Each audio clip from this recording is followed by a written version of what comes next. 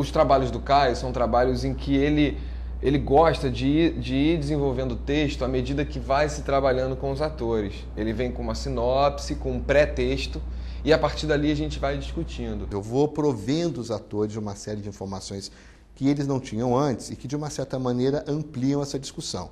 No caso do Arthur, por exemplo, antes de chegar no texto, a gente leu muito sobre o próprio Arthur, sobre a questão da revista, o que era a revista, como é que era feito. E ele foi sensível o suficiente para poder ganhar com as contribuições e com as colaborações todas que foram acontecendo ao longo do processo, não para mudar rumos dos personagens, não, nada disso, apenas para pequenas adequações e pequenos desenvolvimentos que foram feitos na medida em que a gente foi se aprofundando no estudo de mesa do texto da peça. É raro até num autor, né, você mexer no seu texto, né, e cortar coisas, né? Geralmente o autor que não quer cortar, né, quer ficar pegado àquela cena, aquela coisa que está dando uma barriga. Isso aflora no ator uma necessidade muito grande de conhecer mais, quer dizer, de pegar esse universo macro, que é o universo, né, da época que está sendo tratado, aquele autor que está sendo tratado,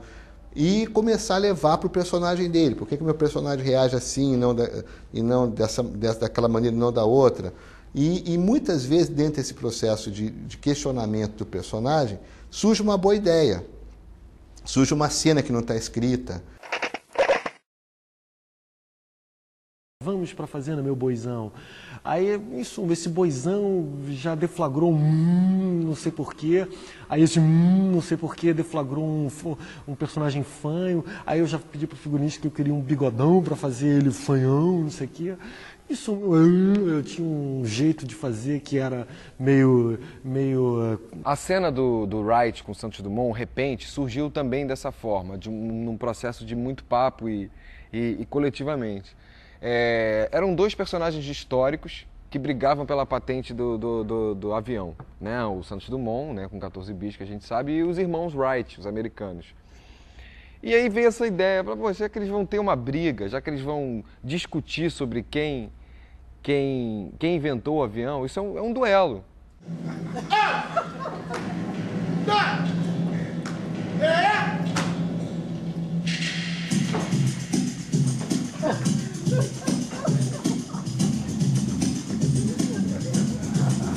Eu sou Dumont, eu sou filho brasileiro, claro que foi primeiro, mas assim tudo duelar. Meu nome é Wright, sou gringo americano, já doei com 5 anos, dando votos pelo ano. Um fato importante foi trazer de volta dois personagens, que eram os dois personagens principais dos Olhos Verdes do Ciúme, que era o Tibério e a Fiona, personagem esse interpretado agora na segunda fase pelo Paulo César Grande, e a Larissa fazendo a Fiona. Meu pai foi cocheiro, sítio Dom Pedro II. Acabou a monarquia, eu fui morar na França. Lá conheci Fiona, que é inglesa e trabalhava numa companhia de teatro em Paris. Tivemos uma linda história de amor. Que acabou nessa comédia. O fato, senhoras e senhores, é que estamos numa enrascada.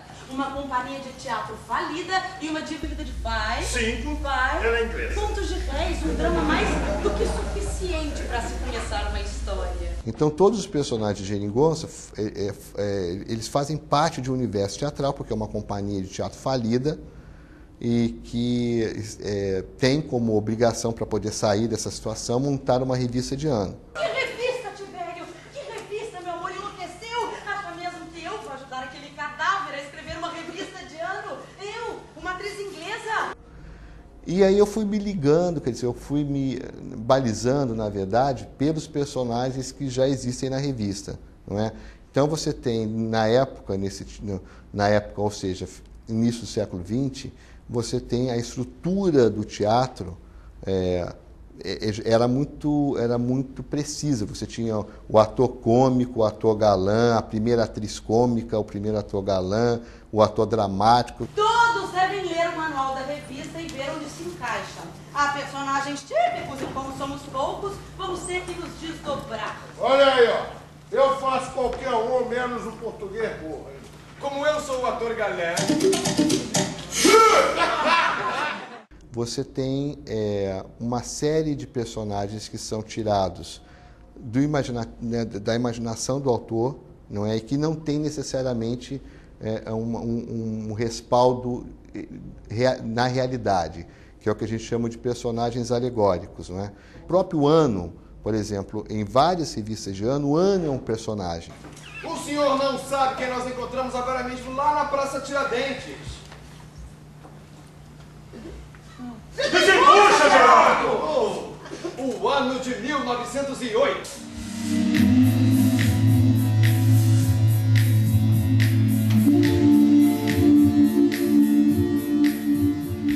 Pois não, em que posso ser útil? É muito bacana fazer um personagem alegórico porque te dá um pano para manga para você fazer qualquer coisa.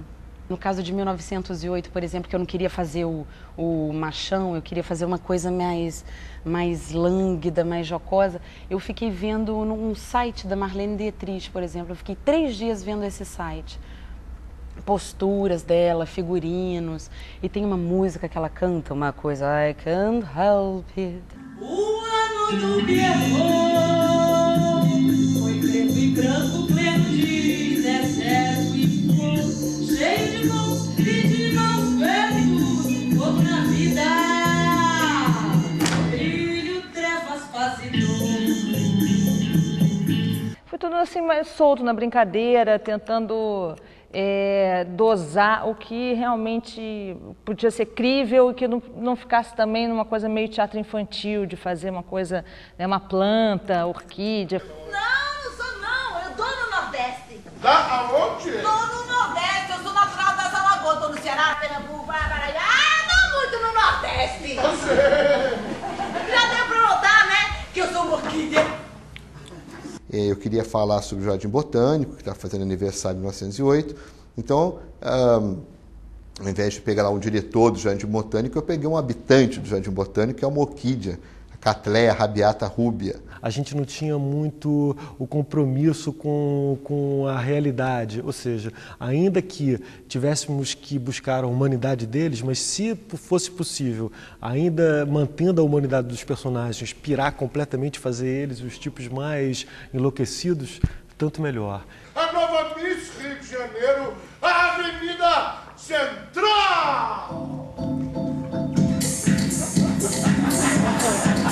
A Avenida Central foi a avenida que o Pereira Passos inaugurou na cidade.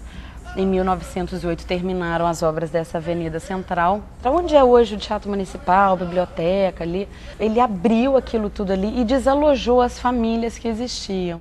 Construída sobre a miséria e a desgraça de famílias inteiras que foram desalojadas de suas próprias casas e abandonadas pelo governo sem a menor responsabilidade.